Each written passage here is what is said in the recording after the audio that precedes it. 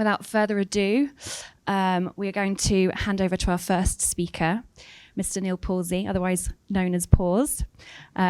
He is a very passionate person, as all of us are here, with 30 years experience in the industry, and also recently qualified as I'm going to get this right, a ProSci certified change management professional. So anyone that wants information about change management, Neill is your guy. And Neill is going to introduce us to a conversation about innovation. So handing over to Neill.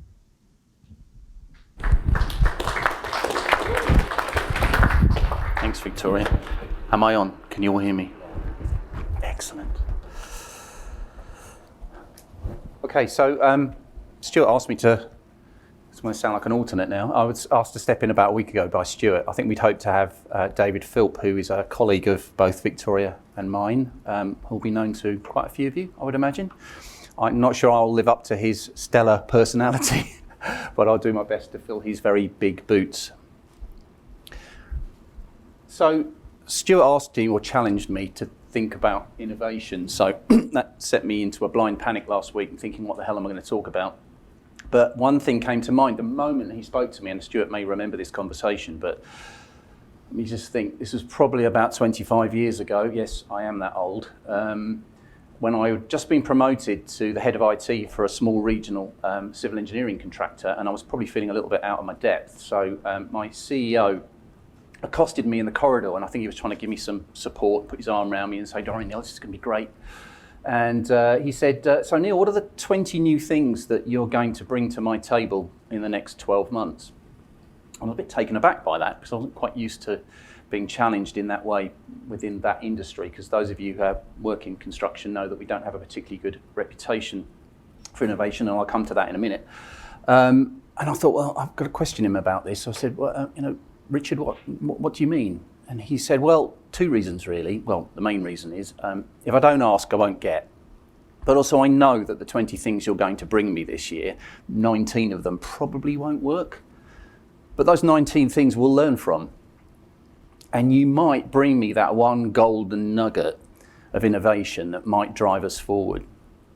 Now I have to say, and I've had a fairly long career, that really stands out. And it stands out for the wrong reason, really, because I can only think of one other instance when I worked for Crossrail where innovation was front and centre, where we were actively encouraged. In fact, Crossrail, those of you that know of it, brought out an innovation programme called Innovate 18, the legacy of which is available online and the legacy of which is probably benefiting projects like Tideway.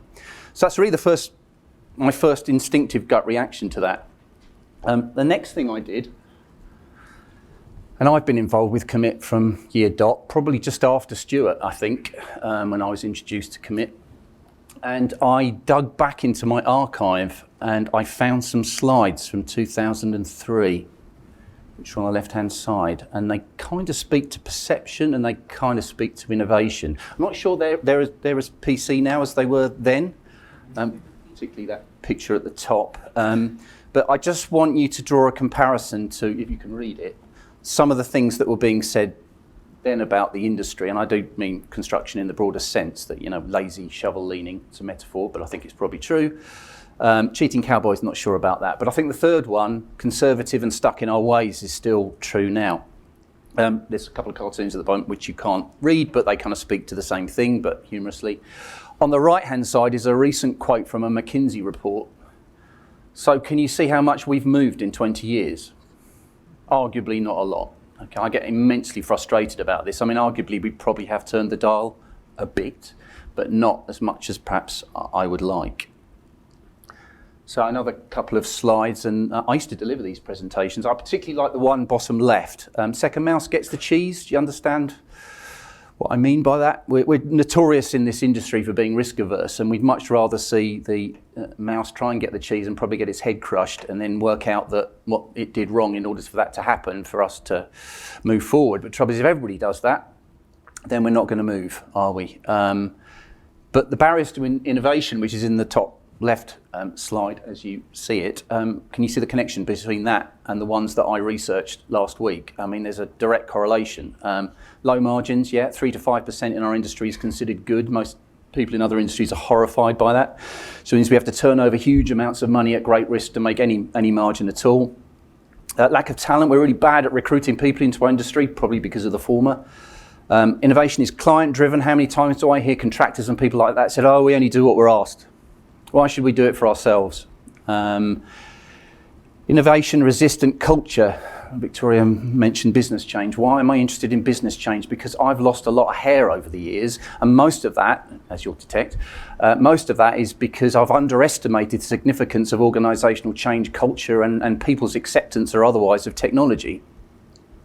We're heavily regulated, certainly some industries more than other. We have a rigid supply chain, and we have an odd contracting structure. We pass risk down to others. The one-off nature of construction projects, unless you're a house builder, you're probably building a tunnel here, a road bridge over there, or something else. So they're very different. And innovation is often very project-centric rather than being controlled centrally. Anyway, I could go on, and I'm sure you could come up with other examples. So I'm making the argument and the case that the barriers in 2003 are very much the same now. You can argue with me about that later. Opportunities, that's why we're here today, that's why we're passionate, is that we know that technology is moving apace, and some industries are much better at taking that on board than others, and I would argue that construction is still a laggard in that regard. Interestingly, we've been a great taker up of mobile technologies, probably because we have point of activity workers than we have others, and that's where COMIT started, looking at mobile technology, because it was a good way to start leveraging innovation in that space. But I'm not going to read from that list. Some of you are more familiar about those than ever. Technology moves on. There's huge innovation going on there. I particularly like the picture in the middle of the humanoid labourers. Sorry about the American spelling. It's some of the research I was doing last week. But I remember an old boss of mine, a construction company, saying, well, it's all very well, Neil, but you'll never get a robot laying bricks. Sadly, that individual has passed away now, and I dearly wish I'd shown him some of the research that I'd done last week, and I know Stuart's quite passionate about this, is seeing robots laying bricks in factories, and maybe one day that will end up out on site. And of course, the big thing at the moment is AI. We'll talk about digital twins and others, but we'll all have opinions about AI, but these things are moving fast. We should be leveraging them to best effect. So the next thing that I did, I've got a couple of slides here, which I'm doing as much to provoke thought as anything. That's what Stuart wanted me to do. So hopefully I'll pick on a few things in this list, but hopefully there's some things in here you may agree with, you may disagree with, and you may think there's some things that are missing. So I'll be really keen to hear you challenge me on this, reinforce some of the things that I've got, but certainly come up with other opinions. So I remember I laid out some barriers. So I'll pick on the ones, and not much on what I'm doing, how I'm doing for time, probably okay, but Max, just point at me if I'm running over, and Victoria, throw a rock at me like you normally do to stop me talking. Low margins, so yes, it's true, but I think perhaps rather than looking at innovation at a project-centric level, perhaps we ought to take a portfolio approach. That's certainly something Crossrail did. It's certainly something I've seen in other companies, so that you're driving that. The problem with project-centric innovation is that you're marginalising it. It becomes incremental. You're not leveraging it. In fact, perversely, I've seen it in organisations where it becomes competitive. People bizarrely actually hide that innovation from other parts of the business just to gain some internal competitive advantage. How ludicrous is that? Why not do it centrally? Now, the other thing with innovation is it's often, well, we'll fund it from the project budget. There's plenty of fat in that, isn't there? We mustn't centralise things, but I would argue against that. I've talked about an innovation platform. Use innovation metrics. If you're not convinced of its value, then form some way of measuring it. And I wouldn't say around the traditional AIR methods of profitability. There are other ways to measure innovation which will tell you whether it's turning the dial. Lack of young talent. I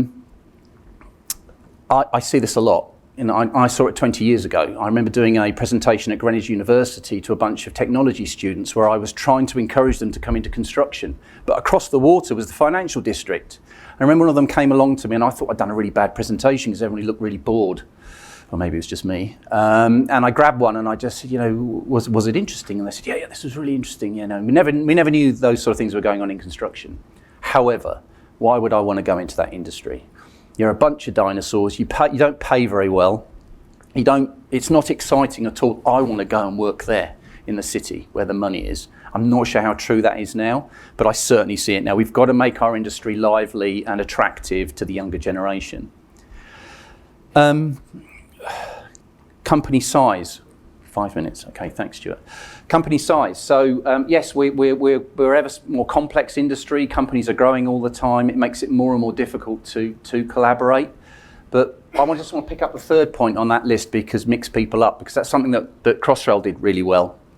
And you probably wonder why I keep banging on about Crossrail, but it still remains to this day the most exciting project I ever worked on in terms of culture and the way that it motivated people to innovate and move forward.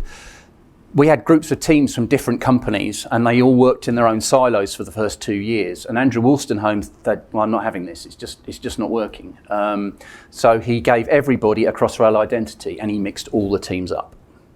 So my boss was a Bechtel boss. I was in a Bechtel team, but I was a TfL employee. And all that identity had to go. And it just cross-fertilised all the power all those organisations had and embodied them within teams. And he also laid out the office environment in such a way that teams could mix with other teams. There were areas between them, designed the office for that collaboration. It's amazing how many of those coffee conversations that took place in those booths led to innovation, led to better understanding and better ways of working. So I've got another list here. So what would I pick on in here? No fail mentality. We hate failure in our industry. It's almost a blot on your career. It's not something you want to talk about, and it's peculiar to our industry. And I still don't see that being properly resolved. Failure is a normal part of moving forward.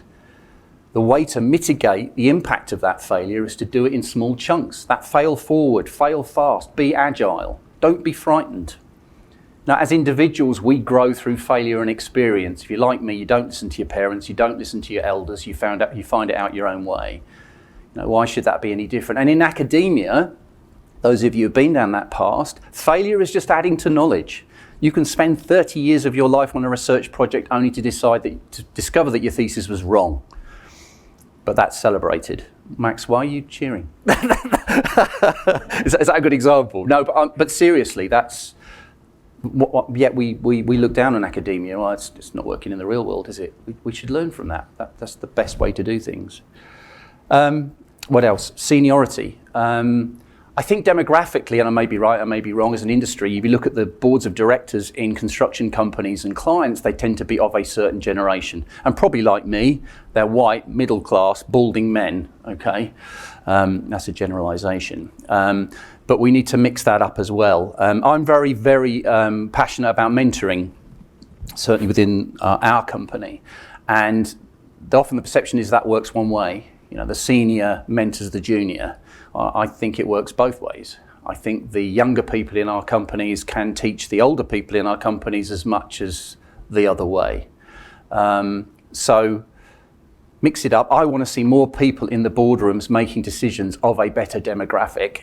Younger, more female representation, younger representation, maybe people not even from our industry. And I don't think it's a coincidence that I've observed the companies that are the most innovative are the most diverse, and often have people leading them who are not traditionally from our industry.